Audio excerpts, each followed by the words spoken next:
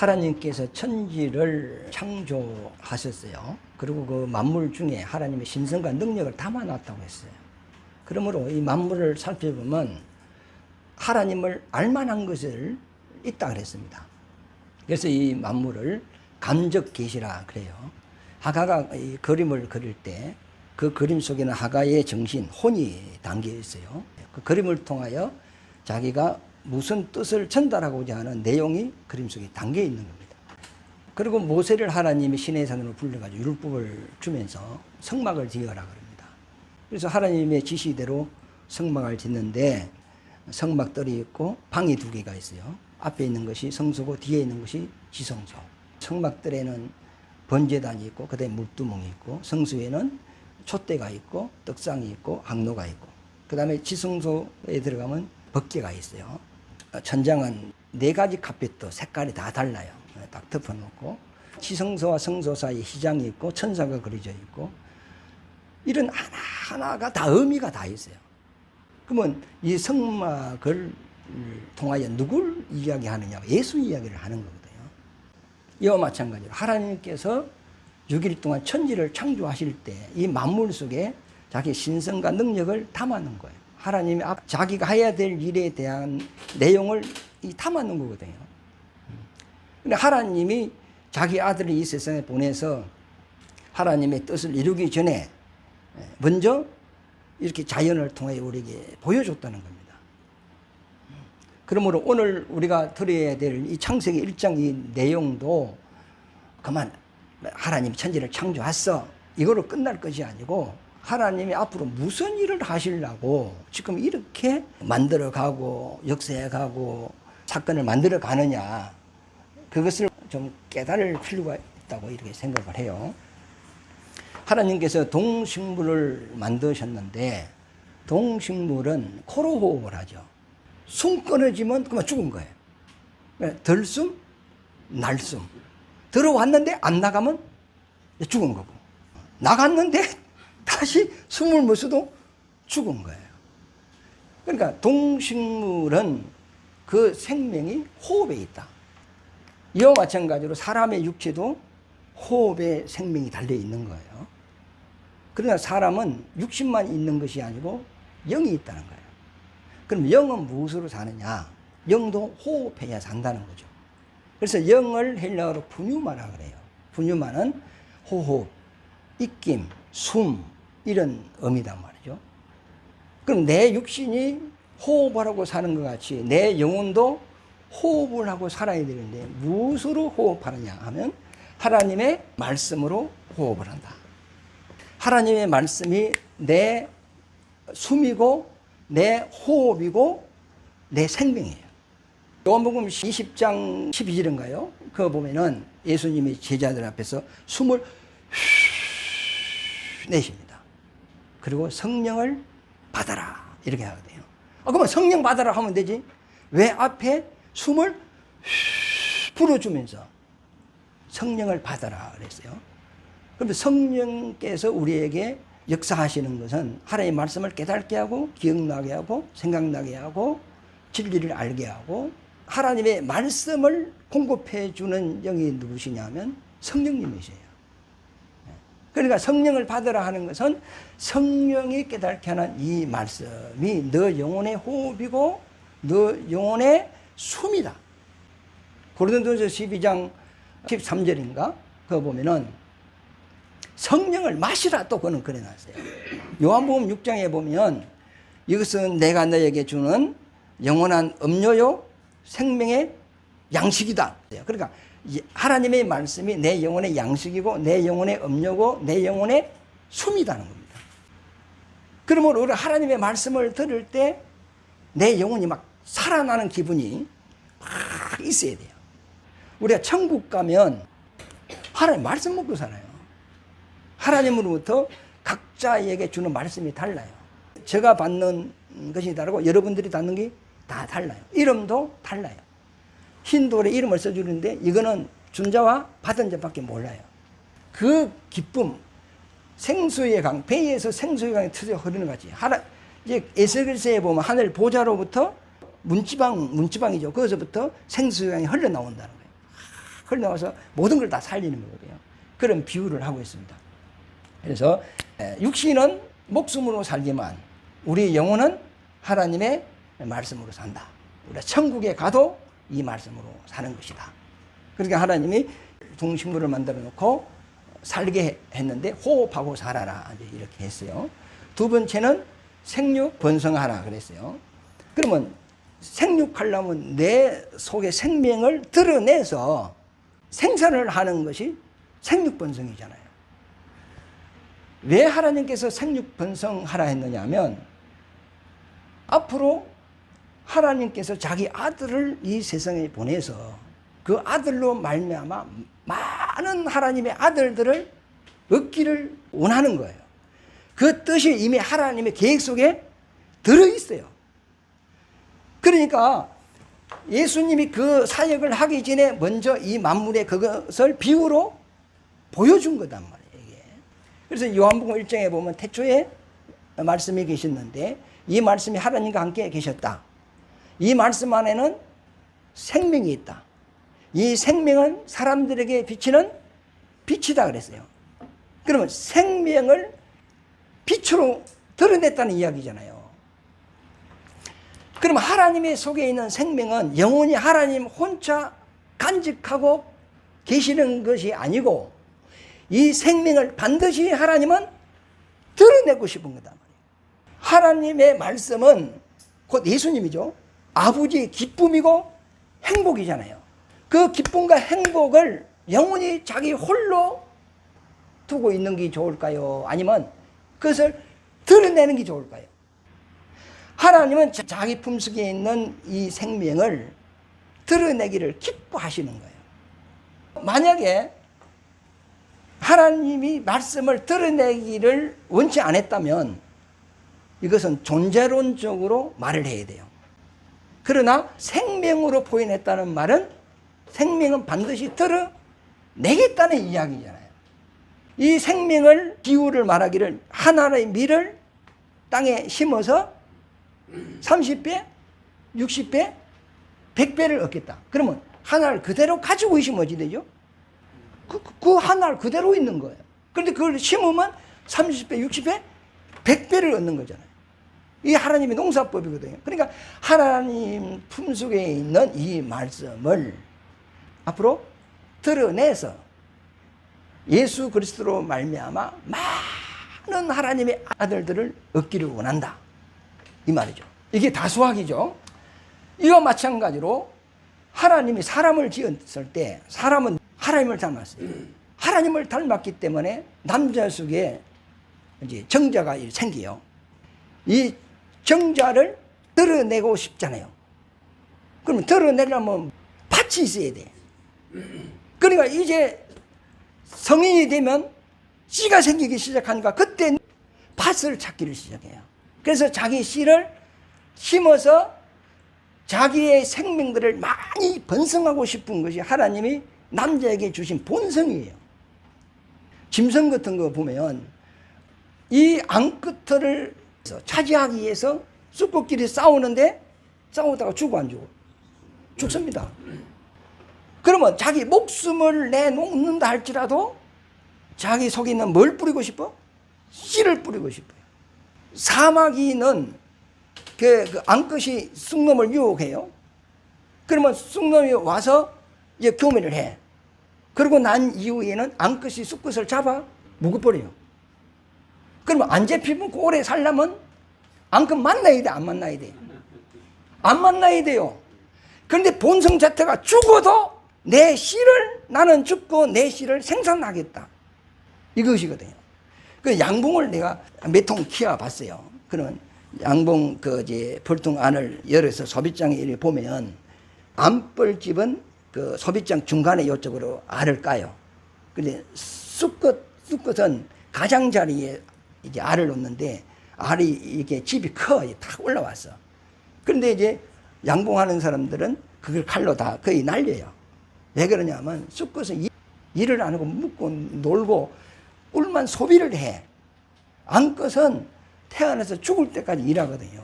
가서 화분을 물고 오기도 하고, 저녁에는 물고 온 걸 날개짓 해가지고 수분을 증발시키고, 그리고 뿌리 차면은 또 그걸 봉하고, 또 밑에 뿌리 차면은 2층으로 또 퍼다 올리고, 또 입구에서는 또 다른 벌이 못 들어오도록 지키는 놈이 있고, 암컷은 태어나서 죽을 때까지 일하다가 죽어요.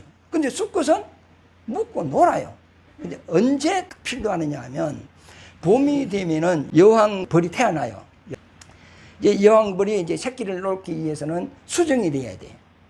그러면 그 며칠인가 모르겠어요. 그러면 이제 때가 되면 여왕벌이 나와서 동중으로 올라가. 그러면 수컷들이 다 따라 올라가잖아요. 다 따라 올라가지고 가장 멀리 올라간 그 수컷하고 교미를 해요.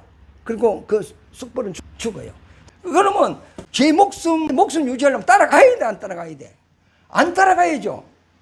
그런데 수컷의 본성이 그렇다는 거예요. 왜?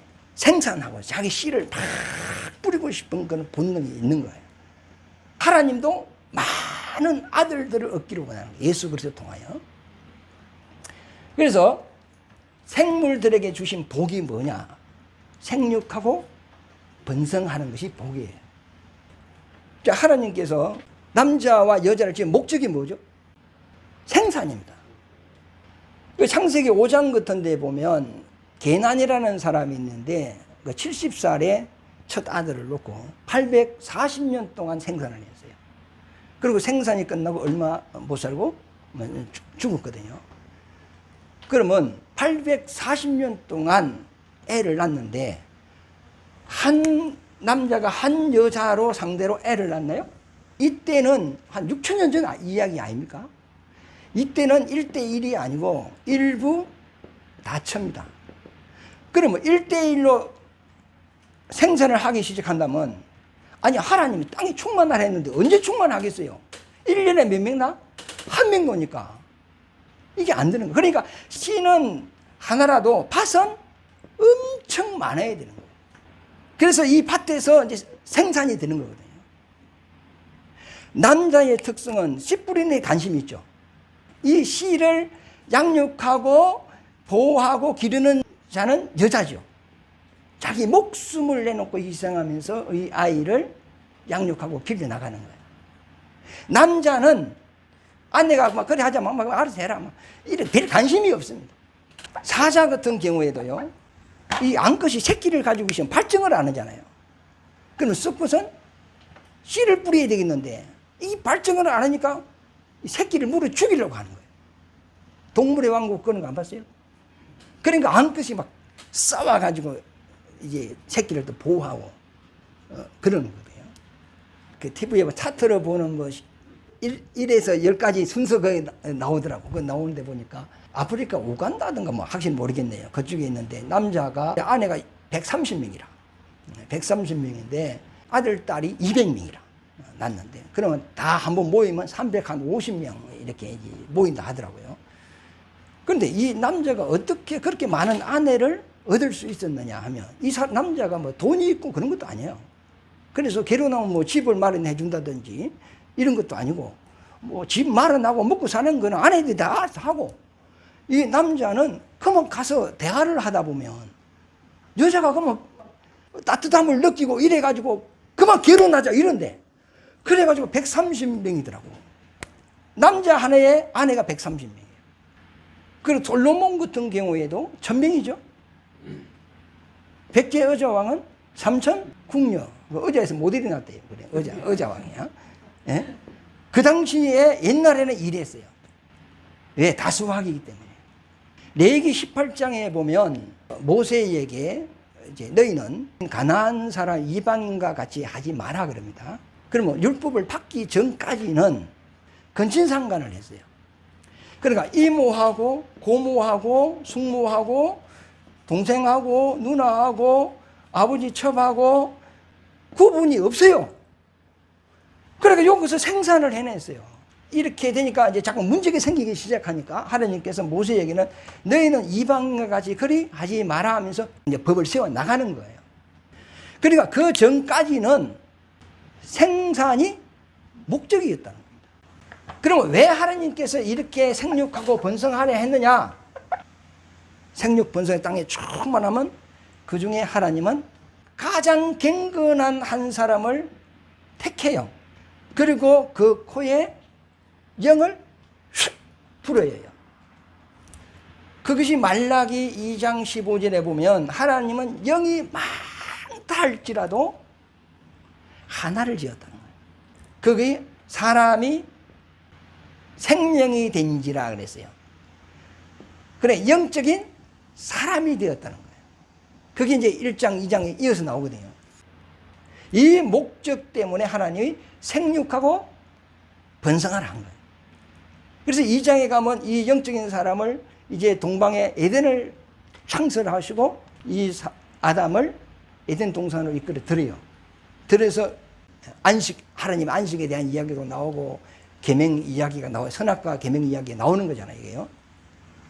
근데 하나님이 이렇게 이제 자기 일을 진행해 가는 겁니다. 그래서 앞으로 설명이 되겠지만은 생육 번성하라 하는 그 의미는 앞으로 하나님의 아들로 말미암아 많은 사람이 예수 믿고 하나님의 아들로 삼는 그 일에 대한 비유로 이 만물에게 이렇게 드러내 놓은 것이다. 그렇게 우리가 이해를 하면 되겠습니다. 그 다음에 땅을 정복하고 지배하고 다스리라 했죠. 그러면 정복하라는 것은 너가 주인이라는 이야기예요. 너가 최고 위에 있다는 이야기 아닙니까? 지배하는, 관리하는 거 아닙니까? 그 다음에 다스리는 것은 보호하고 뭐 이렇게 되는 거 아닙니까? 그러면 이 당시에는 동물을 안 먹었어요. 먹지 않았기 때문에 그 뭐 동물 잡아먹고 이러지는 않는 거 아닙니까? 그러니까 하나님이 너에게 창조해서 준 이 세상을 너가 관리하고 보호하고 지키라는 이 말입니다. 그러면 이걸 잘 못 지키면 사람에게 피해가 오는 거잖아요. 자, 매립을 했어요. 매립을 하니까 태풍이 왔어. 해일이 왔어. 그러니까 이거는 인재죠. 매립을 안 했을 때는 그 해일이 와도 마을에 피해가 없었어. 그런데 매립을 한 후에 이렇게 태풍이나 해일이 오면 물이 덮쳤단 말이에요. 이거는 인재잖아요. 산을 개간했어. 그런데 요 비가 오니까 막 산사태가 났어. 이거는 인재잖아요. 자, 내 몸을 관리를 해야 돼. 그런데 안 좋은 거 엄청 많이 먹었어. 그럼 이건 인재입니까? 천재입니까? 담배 였고 술 먹고 뭐 커피 였고 막 오만 거 다 였어. 다 집어였어. 그러니까 이제 몸에 병이 들었어. 이거는 하나님이 벌을 준 겁니까? 지가 잘못해서 병든 겁니까? 자기가 그 인재입니다. 인재. 천재는 하나님이 치는 것이고 인재는 자기가 관리를 못해서 당하는 거단 말이에요. 그러면 이 땅을 지배하고 정복하라 하는 것은 앞으로 우리가 예수 믿고 하나님의 아들이 되면 하늘나라를 다스리고 지배하는 자가 된다는 겁니다. 그러니까 이걸 먼저 비유로 이렇게 보여주는 거예요. 그 다음에 각 종류대로 짐승도 그렇고 모든 그 식물도 각 종류대로 지었잖아요. 세상은 이 자연을 보고 진화되었다 이야기예요. 그런데 하나님의 창조의 법으로 잘못된 거죠. 뭐 바다에 고기가 지느러미가 이렇게 붙어 있더라고. 그게 막 바다 물로 한 5m 이 날대요. 이 날더라고. 그 정상이에요, 비정상이에요? 물고기는 어디서 살아야 돼요? 물에서 살아야 되는데 하늘은 날아면 이거 잘못된 거잖아요. 타조는 날개가 있어요. 날아 못 날아요. 이게 변동된 겁니다. 그러면 새가 바닷속에 들어가서 고기를 잡아먹고 나와. 이것도 변종이거든요. 그런데 세상에서는 이것을 진보라 하고 발전이라 하고 진화라 이렇게 이야기해요. 그런데 하나님의 말씀으로 보면 이거는 잘못된 거잖아요. 하나님은 뭘로 만들었어요? 종으로 만들었어요. 고양이과는 하나예요. 그런데 이것이 변종이 돼가지고 치타, 포번, 호랑이, 살갱이 엄청 종류가 많이 이렇게 변종이 된 거예요. 그 식물도 접을 붙여가지고 자꾸 변종시키잖아요. 달고 영양가는 별로 생각 안 해요. 달고 보암직스럽고 먹음직스럽고 이렇게 이제 만들어가지고 변종을 시키는 거거든요. 그런데 이것이 레위기 18장에 보면은 정한 것과 부정한 것으로 이렇게 나눠요. 그래서 이 동식물들이 이렇게 타락되는 원인이 뭐냐면 사랑이 타락된 이후부터 이렇게 동식물들도 이렇게 바뀌어요. 그래서 사람이 어떻게 타락하느냐에 따라서 이 환경도 바뀌어요. 그러니까 이 자연을 망치는 자가 누구? 사람입니다. 사람. 그런데 하나님이 이 종을 창조할 때 종이 얼마나 될까? 창세기 7장에 보면 노아 그 방주 속에 정결한 짐승들이 한 쌍씩 다 나와요. 나와서 하나님이 이 세상을 심판할 것인데 이 하나님이 만든 정결한 짐승을 보호해서 다시 세상에 다시 번식시키려고 한 쌍씩 나오는데 이 노아 방주 속에 다 들어갔거든. 그 노아 방주는 길이가 155m, 폭이 26m예요. 그리고 3층으로 돼 있어요. 그러면 요거에 다 들어갈 정도면 많지는 않다는 이야기 아닙니까? 그런데 엄청난 종류로 변종이 되어버렸거든요. 지금도 토종을 보기가 어렵어요. 거의 다 변종 다 됐습니다. 사람도 창세기 6장에 보면은 요 변종이 나오거든요. 사람의 딸들 이렇게 나오죠. 그 다음에 하나님의 아들들 이렇게 나오거든요. 똑같은 사람인데 하나는 하나님의 아들들이고 하나는 사람의 딸들 이렇게 구분해서 이야기를 하고 있습니다. 이 변종이 일어난 거예요.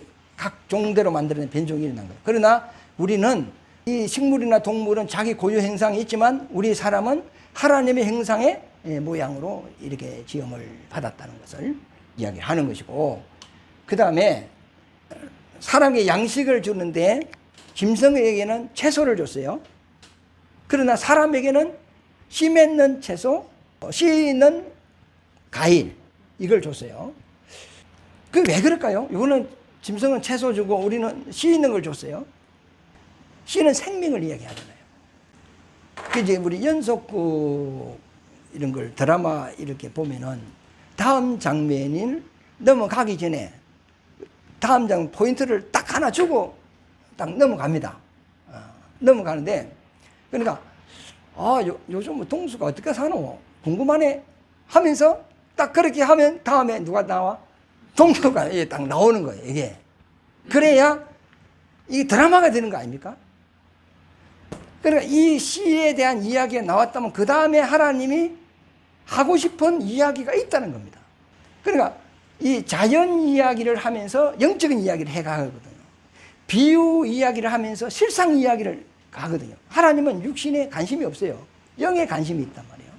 그러니까 앞으로 우리가 예수 그리스도로 말미암아 우리 영혼이 이제 살고 하나님의 말씀을 호흡하고 하나님의 아들이 되고 우리는 하나님의 형상으로 지원받았고 또 우리는 하나님의 주시는 양식으로 사는 이런 존재라는 것을 창세기를 통해서 지금 설명을 해 나가는 겁니다. 예? 이 흐름, 주님이 왜 이렇게 창조해 가는가를 우리가 이해를 해야 될 것 같습니다.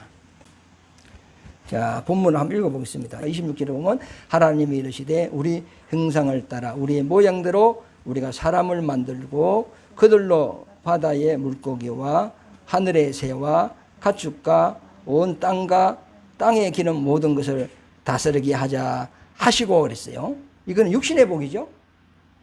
네, 육신의 복을 주셨어요. 이미 우리는 뭐 복을 받은 자입니다. 그러면 이거는 비유 복이고 영원한 복이 아니고 이제 이 진행되어 가는 거 보면 하나님은 또 우리에게 무슨 복을 주냐면 영원한 복을 주는 거죠. 2장부터 그 이야기가 나와요. 우리를 지은 목적은 이 땅에서 잘 먹고 잘 살기 위하여 지은 것이 아니고 우리를 이렇게 지어서 거듭나게 해서 하나 아들로 삼아서 영원한 복을 주기 위하여 우리를 지었다는 겁니다. 이건 하나의 가정에 불과한 거죠. 그러니까 자꾸 의식주 문제를 구하니까 예수께서 무엇을 먹을까 입을까 염려하지 마라. 너희 하나님께서 너희에게 있어야 될 줄 다 알고 있다. 그래서 참새도 기르고 있지 않느냐. 그러면서 너희는 이방인같이 그 구하지 말고 이제는 그 나라와 그 어려고 영적인 복을 구하라. 썩어질 것을 위하여 일하지 말고 썩지 아니할 것을 위하여 일을 하라. 이것을 하나님이 우리에게 주실 것이다. 그리고 예수님께서 이 땅에 오셔서 세상 이야기 안 하죠? 하늘 이야기예요. 하나님 이야기를 하는 거예요. 그것을 우리에게 알게 하고 그 복을 우리에게 주고 싶은 것이 예수님이 그 사역이거든요. 그러니까 이 천지 창조를 하는 것도 이미 사람이 살 수 있는 환경을 만든 것이고, 우리가 이 땅에서 이제 예수 만나서 하늘나라 가면 이제 이 세상은 뭐 없어지고 영원히 이제 영생으로 들어가는 거 아닙니까? 그 복을 받으시기를 예수 이름으로 축원합니다.